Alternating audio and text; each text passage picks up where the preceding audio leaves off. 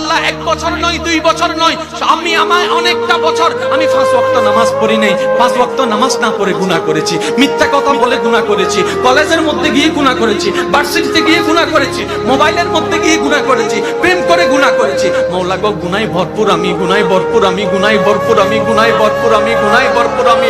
মাওলা তোমার দেওয়া নিয়ামত খেয়েছি, তোমার দেওয়া নিয়ামত রিজিক খেয়ে দেহটাকে শক্তিশালী বানিয়ে তোমার জমিনে দাঁড়িয়ে তোমার হুকুম অমান্য করেছি, তোমার নবীর হুকুম অমান্য করেছি। ও মাওলা, ও মাওলা, আমার তো বড় লজ্জা লাগে, একটা ভুল করলে কারো সামনে যাওয়া যায় না, মাথা নিচু করে রাখতে হয়। আমি তো হাজারটা ভুল করেছি মাওলা, ও মাওলা আমি কোথায় যাব, ও মাওলা আমি কোথায় যাব?